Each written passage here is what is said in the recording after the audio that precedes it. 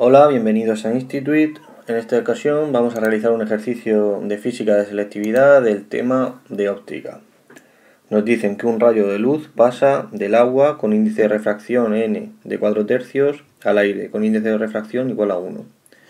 Nos pide que calculemos el ángulo de incidencia si los rayos reflejados y refractados son perpendiculares entre sí. Bien, pues lo primero que vamos a hacer es un esquema de lo que está pasando. Aquí tendríamos el agua, el aire, aquí trazamos una vertical, el rayo de luz sale del agua, choca con la superficie y hay una parte que se refracta y otra que se refleja.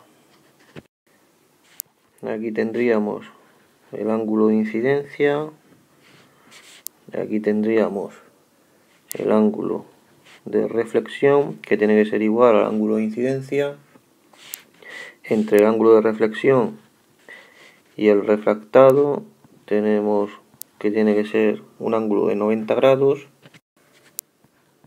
Y aquí tendríamos el ángulo de refracción.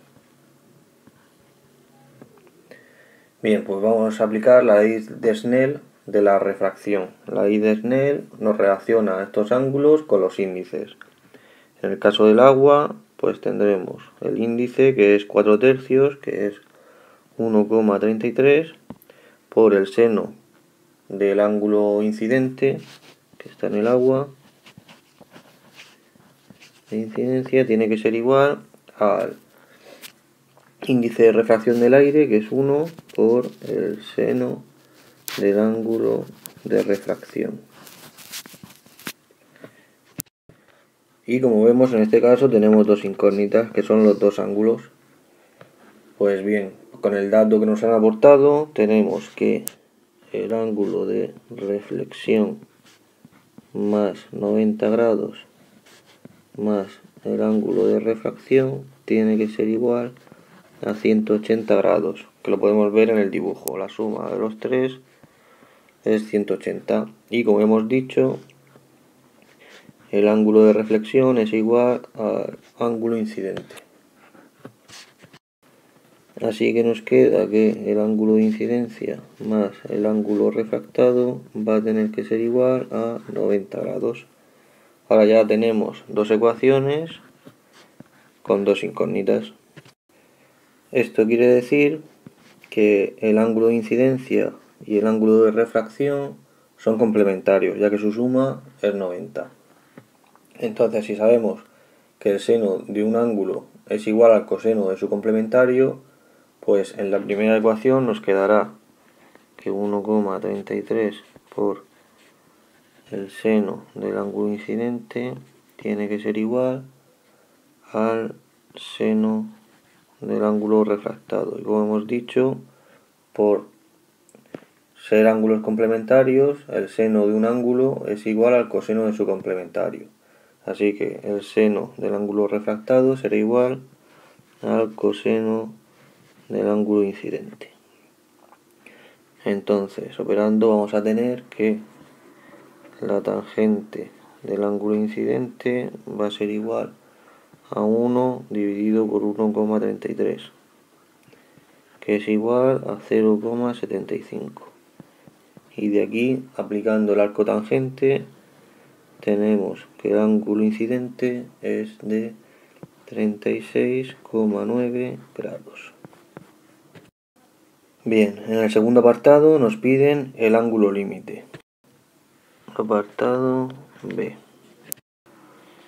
Bien, pues volvemos a dibujar el dibujo, el esquema, y el ángulo límite es aquel con el que se incide y que provoca que la refracción valga 90 grados. O sea, impide que haya reflexión. Esto sería θr. Bien, pues si volvemos a aplicar la ley de Snell, nos quedaría que n del aire índice del aire, que es del agua, que es 1,33 por el seno del ángulo incidente, tiene que ser igual al índice del aire, que es 1 por el seno de 90 grados. Así que el seno del ángulo incidente tiene que ser igual a 1 partido por 1,33. El seno de 90 es 1, así que esto será igual a 0,75. Y aplicando el arcoseno obtendremos un ángulo incidente, en este caso, de 48,6 grados, que será también el ángulo límite. Y por último, en el apartado C nos pregunta si hay ángulo límite si la luz incide del aire al agua. Bien, pues vamos a deducir esto otra vez con la ley de Snell. En este caso tendríamos el índice del aire, que es 1 por el seno del ángulo incidente, tendría que ser igual al índice del agua, que es 1,33, y en este caso el ángulo refractado tendría que ser de 90, igual que en el apartado anterior.